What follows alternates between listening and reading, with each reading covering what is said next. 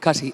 Bueno, me gustaría dar paso a Miguel Castillejo, concejal de Innovación Tecnológica del Ayuntamiento de Alcalá de Henares, quien primero creyó en este proyecto y se podría decir quien en gran medida ha hecho posible esta Mobile Week Alcalá. Un aplauso, hombre. Sí, por favor.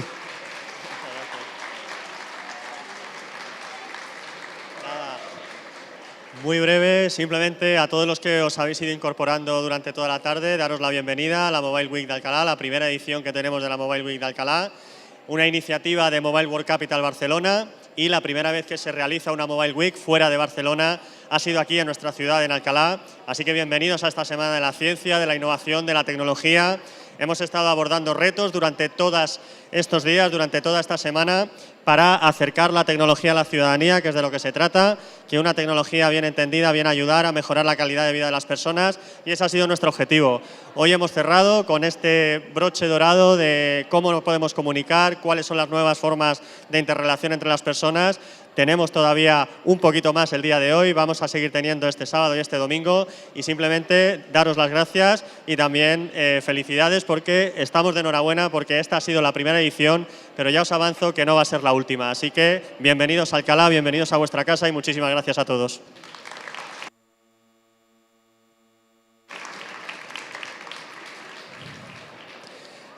Y no puedo imaginar mejor manera de continuar y casi terminar esta tarde-noche gloriosa en Mobile Week Alcalá que con el sin par Darío Adanti, polifacetísimo humorista, dibujante, fundador de la afamada revista Mongolia, comunicador y protagonista de musicales sin música y espectáculos de hielo sin hielo.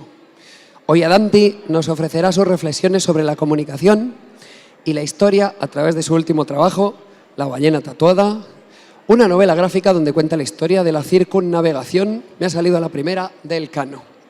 Eso como punto de partida, porque conociéndole no quedará ahí lo brillante de su intervención hoy. A sus pies, y ahí le dejo con su público, querido Darío.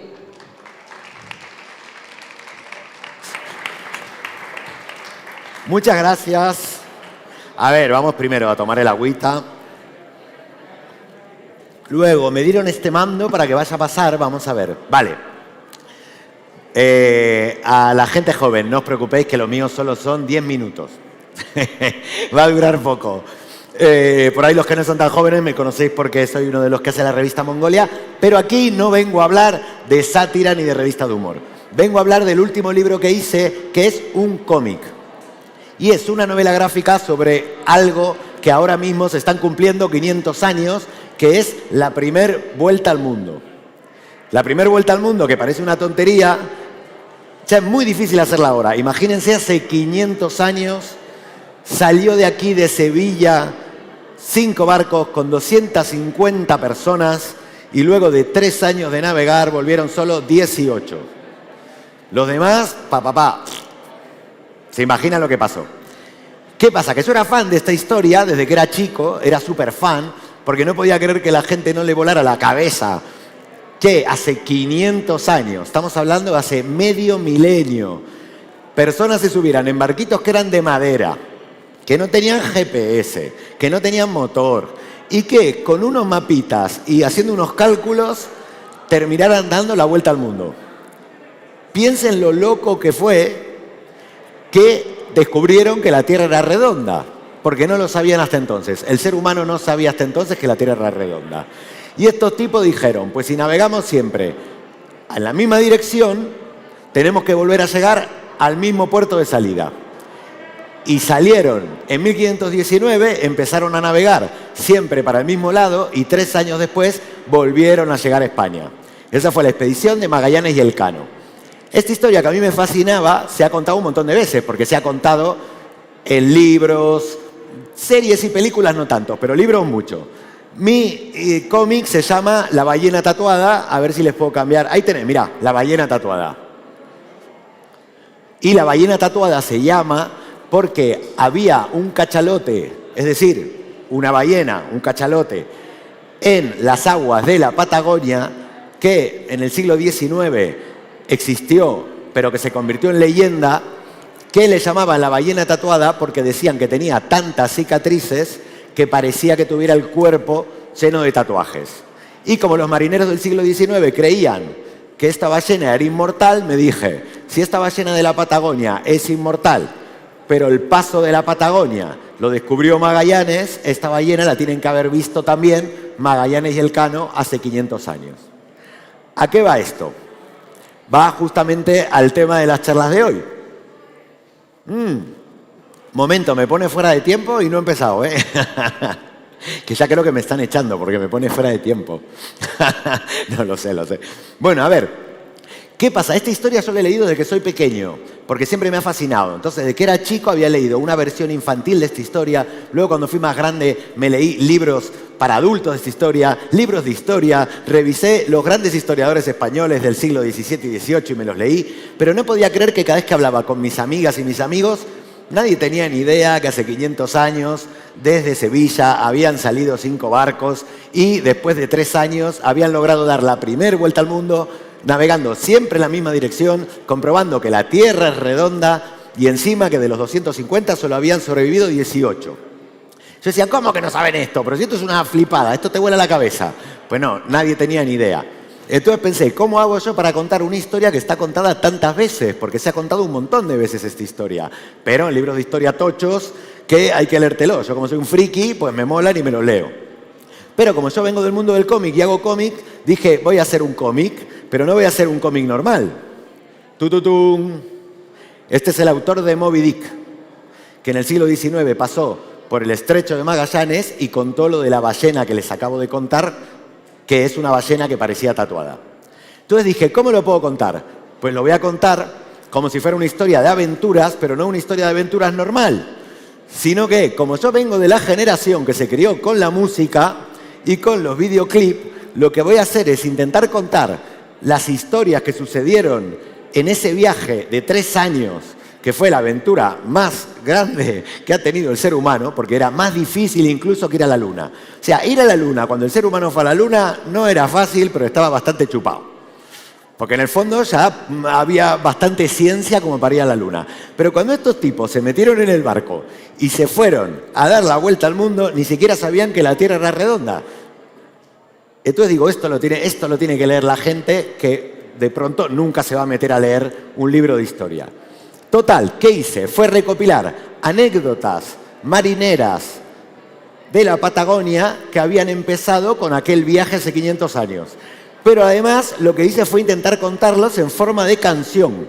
¿Por qué en forma de canciones? Porque yo en el fondo soy de una generación que se crió escuchando música. Y dije, en vez de contar una historia de 400 páginas, voy a contar anécdotas y leyendas que pasaron en ese viaje, pero dibujadas y contadas como si fueran canciones y además dibujadas como si fueran videoclips. Que de eso va la charla de hoy, de diferentes formas de narrar. Esto, por ejemplo, esto seguramente no lo sabréis, pero es un poco anterior al viaje de Magallanes y Elcano, que empezó en 1519. Esto era una corsaria andalusí que se llamaba Malika Fadel Ben Salvador, que era de Almería, que es, por lo que sabemos, de las pocas corsarias son piratas mujeres que había en el Mediterráneo creo que era el siglo XIII, siglo XIV. Entonces empiezo con leyendas y con historias que son reales. Es decir, Malika Fadel Ben Salvador existió, fue una pirata andalusí, que fue una gran capitana de barcos, que tenía una flota de piratas que atacaba a los barcos del Reino de Aragón en el Mediterráneo para robarles. Y gracias de alguna manera a toda esa cultura marinera que venía de los piratas andalusíes, de los marineros celtas del norte de España, toda esa tecnología se terminó juntando en el viaje de la primera vuelta al mundo. Entonces, digo, todo esto hay que contarlo y vamos a contarlo en formas de canción. ¿Y por qué en cómic? Bueno, primero porque yo vengo del mundo del cómic, si no, no hubiera hecho un cómic, si no hubiera hecho cualquier otra cosa. Aquí está Colón, porque obviamente antes de Magallanes y Elcano, Colón lo intentó y no lo logró. Pero, ¿por qué en forma de canción? Porque yo creo lo siguiente, yo pensaba, hay 40.000 libros sobre esto de historia. ¿Qué puedo aportar yo a una historia que ya se contó tantas veces? Bueno, por un lado, el dibujo que es lo que yo hago. Por otro lado, contarlo de una manera diferente. ¿De qué manera? Como dije, en forma de canción. Y además lo que hice fue, en la primera página del libro le metí un código QR, porque claro, yo no soy músico, pero me gusta escribir letras. Entonces lo que hacía era, me buscaba yo canciones que tuvieran que ver con esa época, no con los personajes, sino con esa época. Por ejemplo, La Pirata Andalusí que les conté recién. Pues me busqué en Spotify canciones andalusíes que pudieran ser de la época del Andaluz. Me buscaba canciones andalusíes y me las ponía de fondo mientras dibujaba para poder escribir las letras de las canciones. Cuando dibujaba, por ejemplo, Aquí ya está Magallanes, etc., cuando ya dibujaba la historia de Magallanes y Elcano, este es Magallanes, me buscaba canciones en Spotify que fueran de aquella época, de fin de la Edad Media, principio del Renacimiento. Entonces me las ponía y con esas canciones dibujaba los tebeos e iba escribiendo las historias. Total, que al final terminé haciendo un libro de cómic que te cuenta la primera vuelta al mundo, pero también cómo la primera vuelta al mundo sumó historias anteriores que habían pasado en España, sumando también historia de los pueblos originarios de la Patagonia, pero todo escrito en formato de canción, que tú además escaneas el código QR y mientras lo lees puedes escuchar las canciones que yo me puse para dibujar el tebeo. Entonces, ¿qué les quiero decir con esto? Les quiero decir que había un escritor americano que se llamaba Ambrose Bierce en el siglo XIX que dijo una gran frase y es: no hay nada nuevo bajo el sol, pero cuántas cosas viejas nos quedan aún por descubrir. Yo creo que a veces nos da la sensación de que se hacen tantas cosas, lo vemos en internet, hay tanta gente haciendo podcast, tanta gente haciendo vídeos de YouTube, tanta gente haciendo animación, tanta gente contando historias que son más o menos siempre las mismas historias, que uno se pregunta, ¿y yo qué tengo que aportar a todo esto? ¿Qué voy a contar yo de original? Pues lo que pasa es que uno no es que va a contar algo que sea original. Lo que va a ser original va a ser la forma de contarlo. Porque la forma de contarlo, al final, no tenés otra de que sea tuya. A no ser que robes a mano armada, claro, eso ya es otro tema, ¿no? Pero ¿por qué no? ¿Por qué? Me decía un profesor mío, que es un gran dibujante de historietas de Argentina, que se llama Roberto Fontana Rosa. Yo cuando estudiaba cómic en Argentina, que era chico, yo me sentía como muy, digamos, avergonzado porque yo no era el mejor dibujante. De hecho, dibujaba bastante mal y era bastante torpe dibujando. Y en la clase había un montón que dibujaban, pero dibujaban, vamos, se salían de cómo dibujaban, tenían un manejo, una precisión, y todo el mundo hubiera creído que esos iban a ser los que iban a terminar viviendo de hacer cómic, y al final ninguno de ellos vivió de hacer cómic, y yo sí. Entonces, ¿por qué? Bueno, obviamente primero la tenacidad. Pero segundo, me dijo este profesor una vez que tu estilo, no solo en el cómic o en el dibujo, en la música, en los vídeos, puede ser como youtuber, puede ser como divulgador, como periodista, como escritor, como escritora, como músico. Tu estilo no está tanto en tu virtuosismo, sino en tus limitaciones. ¿Qué quiere decir esto? Se los voy a explicar. Quiere decir que yo, en realidad, cuando empecé a dibujar, quería copiar a los dibujantes que me gustaban. Pero como tengo limitaciones y soy medio malo, no me quedaban como los dibujantes que me gustaban. Me quedaba de otra manera. Y al final, como me quedaba de otra manera, la gente reconocía que eso que quedaba era mi propio estilo. Con lo cual, no hay que preocuparse de ni ser el mejor, ni ser el más virtuoso. Yo creo que lo que hay que ser es básicamente apasionado y honesto. Y al final, aunque tú intentes copiar, lo que va a dar tu estilo es que al final tus limitaciones, tus propias cosas que te han pasado en la vida, tu propia cabeza, lo que se te ha mezclado ahí, lo que no te sale, va a ser al final eso lo que marque que tu estilo es tuyo y no es aquel al que estás copiando. Entonces, para mí esto fue como mucha liberación. ¿Por qué? Porque al final yo no era un dibujante de estos como de superhéroes que sabía dibujar la hostia, un montón de perspectiva. Quería contar historias súper complejas como La Vuelta al Mundo, que fueron 3 años de aventura, que hay que contarlas. Y claro, tardé un montón de años en poder hacerlo hasta que me di cuenta que yo lo tenía que contar como me salía a mí. ¿Y a mí cómo me salía? Pues me salía con estos dibujos, es lo que me sale, pero que gracias a Dios hace 30 años que vivo de ser dibujante, y mezclando la historia real con leyendas que me gustaban e intentando escribir canciones. ¿Por qué? Porque soy músico frustrado, yo no toco ningún instrumento, siempre me gustó la música, me la paso yendo a conciertos, pero no sé tocar un solo instrumento. Y entonces me saqué el gusto de intentar hacer la historia escribiéndola como si fueran canciones. Con lo cual, al final, esa mezcla que puede parecer un delirio, al final dio un libro que yo pensé que no lo iba a comprar ni Dios, pensé que no lo iba a comprar ni mi madre, porque al final a mi madre se lo regalo, entonces tampoco me valía. Y al final, en 4 meses, vamos a 2 ediciones. Con lo cual, ¿qué quiero decir con esto? Que a veces lo que tú crees que es la cosa más rara que te ha salido, que no la va a querer ver nadie, que es una cosa marciana, que te han mezclado géneros, te ha salido lo que te ha salido, y que esto es algo muy personal, que al final a nadie le va a interesar, de pronto lo sacas, lo muestras y resulta que al final es lo que más ha interesado de todo lo que habías hecho antes.